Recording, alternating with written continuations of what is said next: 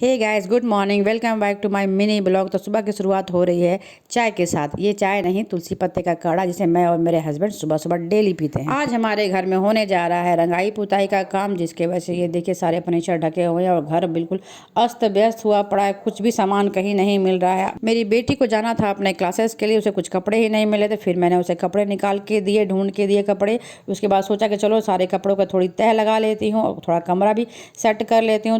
Set करने के बाद हमारा कमरा कुछ इस प्रकार से हो गया। उसके बाद मैंने किचन को भी थोड़ा सेट कर लिया और सेट करने के बाद मैं चली गई नहाने के लिए। नहा करके आई तो मैं कंघी ही कर रही थी कि मेरे पति देव आए और बोले कि मुझे अर्जेंट बाहर निकलना है, कुछ नाश्ता है तो दे दो। मैंने कहा नाश्ता तो मैंने अभी बनाया ही नहीं। तो उन्होंने कहा कि फटाफट मुझे सत्तू घोल के दे दो। तो मैं उनके लिए बनाने लगी सत्तू।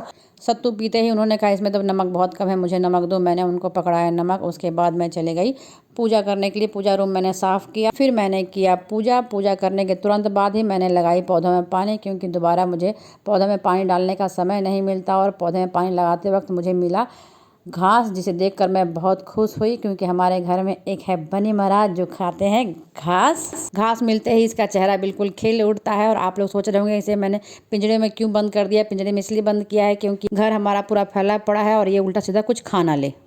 फिर मैंने अपने और अपने बेटे के लिए बनाया मस्त चाय और ब्रेड। उसके साथ ही साथ मैंने अपने धो लिए चावल और दाल, क्योंकि पतिदेव खा के नहीं गए थे तो मुझे खाना भी बहुत जल्दी बनाना था, जिसके लिए नाश्ता करने के तुरंत बाद ही मैं खाने में लग गई। तभी मेरी बेटी आई और वो बाहर से लेकर के आई छोले कुलचे, जो कि काफ़ी टेस्टी था। जैसे ही मैं खाना बना के हटी, वैसे ही मेरे पति का फ़ोन आ गया कि मैं खाना खा के आऊँगा और लेट से आऊँगा।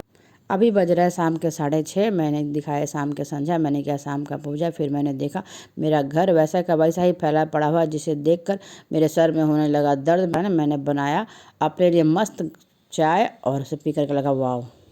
फिर मेरी बेटी आती है बाहर से लेकर के गोलगप्पे, जो कि काफ़ी टेस्टी थे। हम लोगों ने खाए गोलगप्पे। मैंने अपने पति को भी गोलगप्पे खाए, तो वो अभी अभी आ चुके थे। फिर मैं लगी रात खाने के लिए। खाने में देखा सब कुछ बचा हुआ था, तो ज़्यादा कुछ नहीं। मैंने केवल बनाए पराठे। मैंने पराठे नहीं खाया, मैंने खाया दूध चावल और कल के लिए भिगोया मैंने राजमा। इसी साथ मेरा मिनी ब्लॉग होता है समाप्त। Good night.